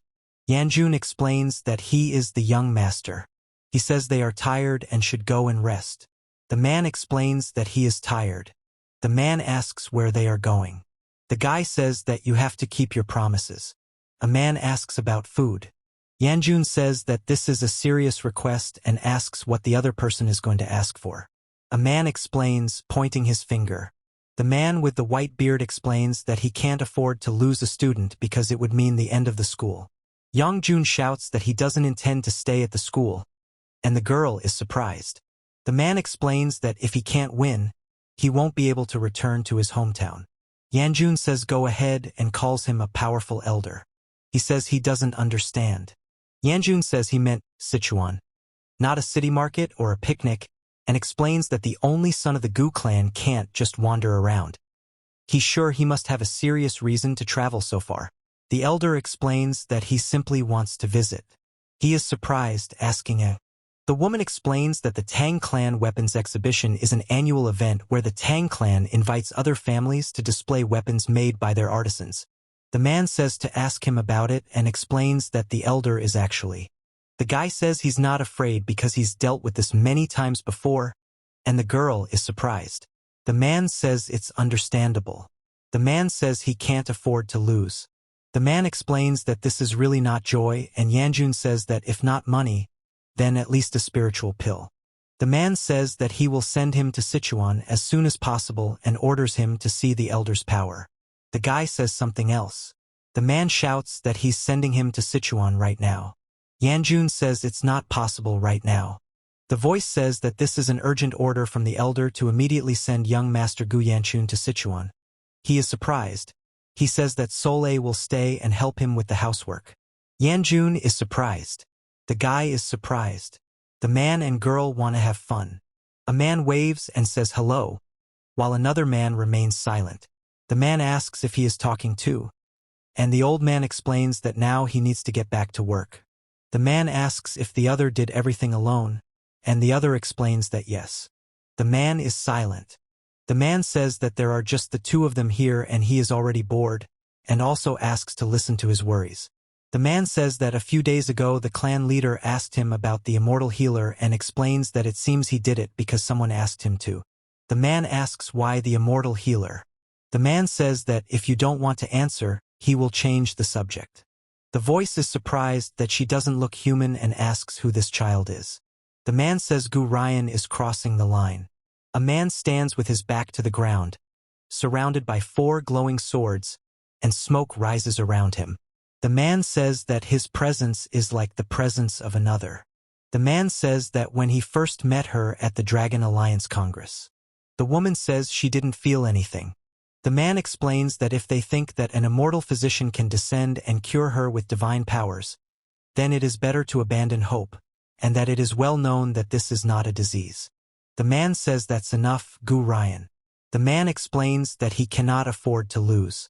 Yanjun explains that if he can't win, he won't be able to protect those he cares about. The man says that if they want to protect her, they should protect her. The man says that if she is not human after all. The man says that if necessary, he will give his life for this and ask Sol to grow up safe and sound. The sun shines through the window, illuminating a room with 2 beds and a table with a vase. Yanjun says that there are still a few days' journey to Sichuan and they will have to distribute food. And the man says that all that remains is to cook the food. The woman explains that the young gentleman decided to practice while they were preparing everything, and laughs that they should have brought salt. The man is surprised and says he must be bored. Yanjun lands a powerful kick, and the man quickly counters the attack with a series of punches. The man screams and delivers a powerful blow, causing a bright flash and an explosion of energy. Yanjun says he's already run out of internal energy after just a couple of moves, and that it's been almost 10 days since they left, but despite constant training, he doesn't see much progress.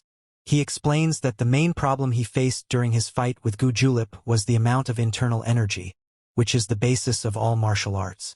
Yanjun says he must increase its volume as soon as possible. He explains that if he can't control the power, he will die, and says that this is his last chance. Yanjun remains silent.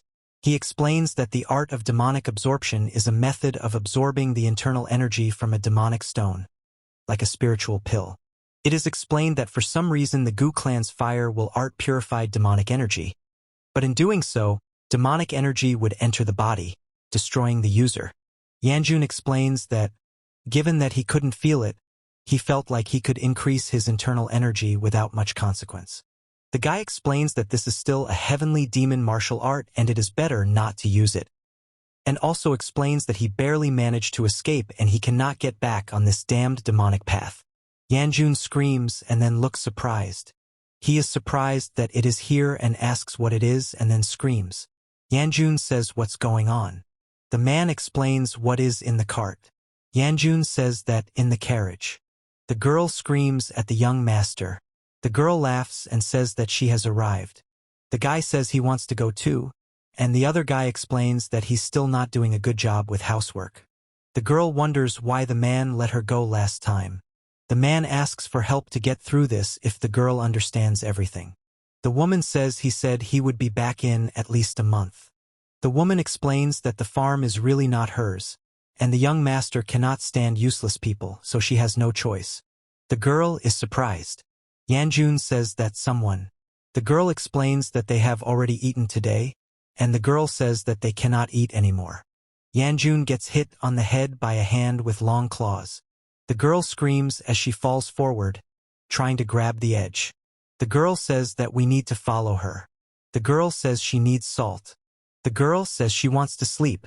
Yanjun screams and grabs the other man by his clothes. The man says they're done and he suggests they go then. Yanjun is silent. The man is silent. The girl is silent. He says that if he can't find a way, he'll have to give up on the matter. The girl says that everything was exactly like that, and Yanjun explains that he understood. The guy says the cart is driven by a ghost. The girl explains that it's true. Then the guy screams, and the girl says, "Come back." He thinks that's what he should have done. The man turns to the young master. The woman says she once tried one and they were very juicy. The man explains that yes. The guy says no more cookies. The girl is surprised and says the guy is so cruel for eating a squirrel. The guy explains that he ate a squirrel too. The girl says, "Wow, a squirrel." Yanjun says the salt is fine. He explains that they should have asked the bodyguard to take her home, but they've already gone too far and don't have enough food to give them for the return trip. So now they're just riding together. The girl says she's offering an exchange, and it's for cookies. The guy screams that it's his cookie. The girl screams that it's not. Yanjun says he can't understand why his body is reacting this way. The guy yells at everyone to stop. The man explains that he can't let them leave. Yanjun says it was too quiet and suggests moving to a dangerous place, and the girl explains that it looks like it's about 4. The wolf falls down. He is surprised that there are already 3. The man is surprised that there are 2 of them, and then asks if he is alone. Yanjun explains that it's just a ghost and means no harm. The girl listens to him. Outside the window, a huge beast roars. He clenches his fist, engulfed in flames. Yanjun explains that he can't let the creature get close to them and prepares for battle, wielding his sword with sparking energy. The creature raises its hand to attack. The girl next to Yanjun says they must be careful. He screams and unleashes a powerful energy blast that strikes the beast, sending it flying.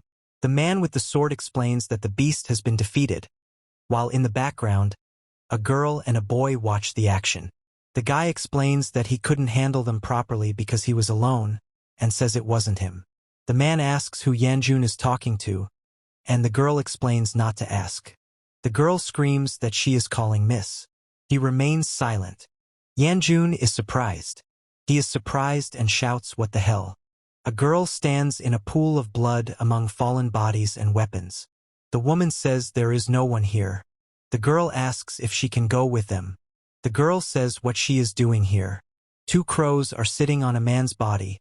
One of them is pecking at a wound on his neck. The raven screams. The boys lie bloodied on the ground. Yanjun and the girl walk down the street among the fallen. He says that she is the only survivor and killed everyone else. The girl asks what the cult leader said. Yanjun says he told him to bring the girl here and go wild like crazy. The girl asks if he came up with the last part of that sentence himself. Yanjun explains that he thinks she's smart enough to figure it out herself. The woman says that it's the wrong place to go, and then tells you to go. The girl says that for the interlocutor it is on the right, but for her it is on the left. Yanjun says he's fed up with all this and asks people to stay out of his way and follow him. The guy says he wants to ask something. The girl asks how strong the supreme sword is. Yanjun explains that the cult leader will deal with the supreme sword. The man asks how he wields the sword, whether it's stronger than him or stronger than the cult leader. The guy is screaming. Yanjun says she's crazy and a purple flame erupts in his hand. He says she's a bitch. The girl says it's dangerous. A woman stands amidst exploding energy that shatters into pieces and glows purple. The girl is surprised, asking if her interlocutor is fighting. Yanjun says haha. The man says it's wrong and the girl replies, ah. The man says that if the person he is talking to understands him, he should shut up and just follow him. The woman says, ugh. Yanjun says that if he hears anything about the three supreme ones again, he will tear the interlocutor into pieces. The woman explains that there is a shortcut here. Yanjun says what the hell is he doing? The man says she's a crazy bitch. The girl explains that she believes the man is heading to Sichuan and asks if he would consider it rude if she accompanied him there. Yanjun says they're not going to Sichuan and admits it was really rude and also says he'd go crazy if he got involved with that bitch again. He says that they can't just take his word for it that he's from the Namgung clan, and he admits that he'd like to tell her a lot more. The girl is surprised, asking what it is. A woman is surrounded by electric shocks and screams. The man screams that he can't believe what's happening and explains that it's impossible. Yanjun explains that it's not just lightning, but a force he's never seen before. The man says they must retreat immediately or they will die. Yanjun explains that it's energy, the outcome. He wonders if this is the sword ruler form and if she uses it. The girl is screaming.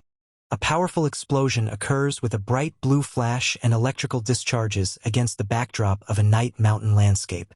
Yanjun explains that she hasn't yet adapted to demonstrating and asks if this evidence is enough. He says the name Namgung. Yanjun says that they shouldn't accompany anyone, especially with such terrifying magic. A girl is surprised as she watches a frog roasting on a fire. Yanjun says that it looks like she's going to sleep here. The girl explains that it probably is.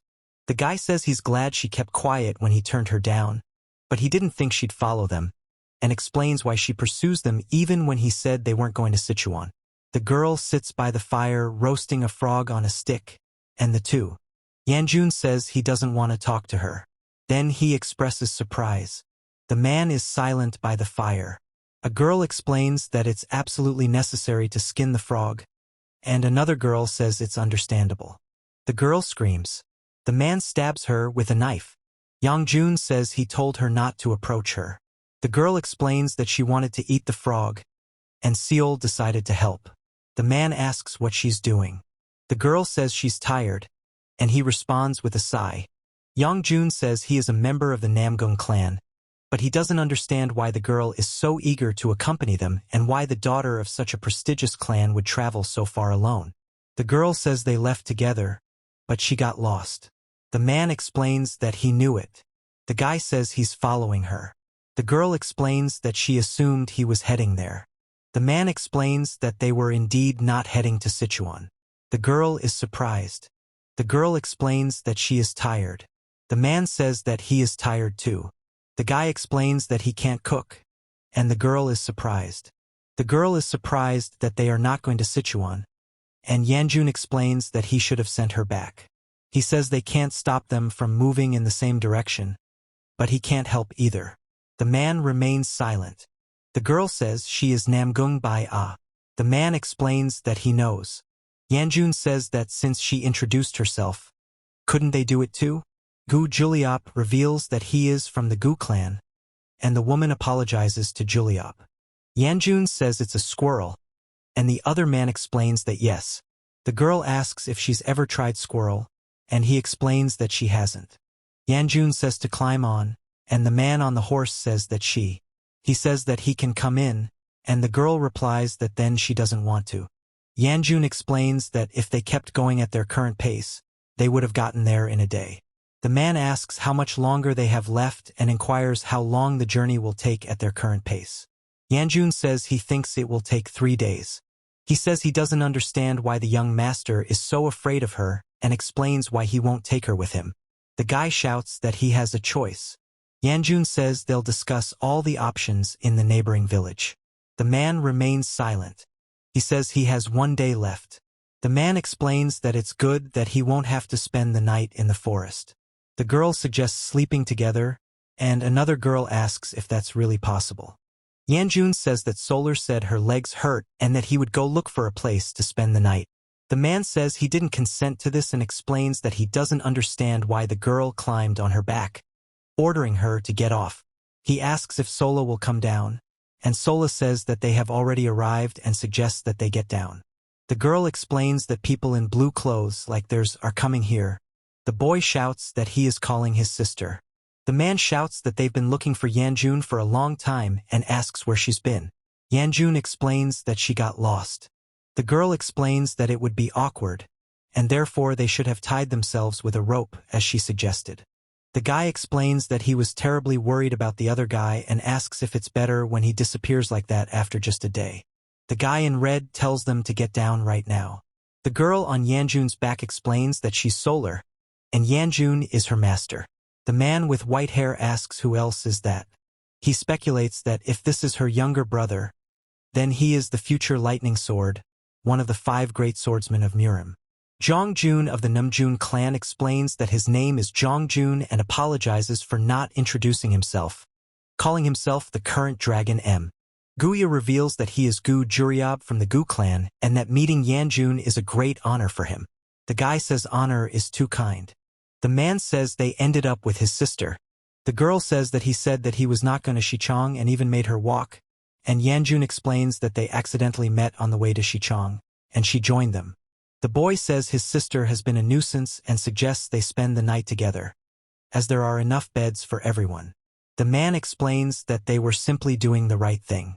The woman says that they can easily find a place to stay for the night themselves, and Yanjun explains that he doesn't want to deal with this crazy woman anymore. He says they'll set up camp then, and the man explains that there don't seem to be any available rooms in the town. Yanjun says they'll survive, of course, but the man explains they've spent many nights outdoors and asks if he wants to make them sleep outside again. The guy says he agrees to the proposal. The text states that the first thing Namjoon Bia did after becoming the heavenly demon's subordinate was to slaughter her own clan, killing her brother, the clan leader, and all of his disciples. Yangjun says he always wondered why she hated her people so much that she treated them so cruelly, but it seems like she and her brother are in perfect harmony, and he explains that it's not like he and Tuyun Seo. He says that he is much more interested in the Namjoon clan's secret technique, the ruling sword form, and explains that he thinks Bia is much stronger than the lightning dragon, but that she has no title or fame. Yanjun says that her brother seems like a normal guy to him and asks where the dog is buried. He is surprised when a man approaches him. Yanjun asks how he slept, and the guy thanks him for the luxurious rooms they gave him. Yanjun suddenly hits the guy on the shoulder. He says to know your place. Yanjun is surprised, asking what. The guy explains that he was trying to be nice, but the other guy doesn't seem to be getting the vibe at all and warns him not to even dare utter a word about his sister. Yanjun says he doesn't know how he managed to seduce her, but if he sees them together again, he'll cut her in half, and he'll punish the one who dared to climb on her back. The man explains that he's happy to help the glorious son of the Gu clan and asks if he slept well. And the guy with white hair says that we need to wait, and he explains something while standing to the side. Yangjun says that the young master of the Namjoon clan slept well. He says not to mention them, and the man asks, sorry? And when are we leaving? Yanjun says that the carriage is ready and after breakfast they will continue their journey. He explains that he is glad that the interlocutor at least has a normal one. The man asks what exactly. He explains that it's best to get away from these Namjoons as quickly as possible, and the other man says that they need to hurry. The girl says, "Here he is, sir," and the other girl explains that she didn't have time to say hello. Yanjun says that the outer dumplings are so delicious and offers to try them, then says that it is okay to eat it. The dark-haired girl is eating pies and asking if they have to have breakfast together. The white-haired girl is listening. Yanjun explains that she usually eats with him and says there is no need to hang around. The guy says he just sat down in the first available seat. The man explains that your brother is looking at them like he wants to eat them alive and suggests they eat with the family. The girl is surprised. Yangjun is surprised, asking if he's normal, and the man explains that he looks normal. He says he doesn't understand her motives, but hopes he sees them for the last time before the tan weapons exhibition. The woman says she's full. The man explains that she hasn't really eaten yet, and the other man says they have to go. The text explains that they're asking not to cross paths again. Yanjun says he can't talk now, and the girl asks him to wait. The white-haired man explains that they have to go. The girl says she can't understand why this is happening. Smoke comes out of the nose. A woman explains that she can't breathe. The guy says that they are all sitting at the same table and asks why the girl sat separately. The guy says he can't afford to relax. Yanjun shouts that it's just more comfortable here. The man says not to leave them next time, and the woman asks for forgiveness. 3 people are walking down a corridor in the palace. The boy asks his sister if she has eaten and where she is going, and she explains that she is going to the cart because she wants to rest. The girl shouts at Yuha. Yanjun asks why she followed them. The guy is screaming. The guy says he gets irritated when someone comes between him and his sister.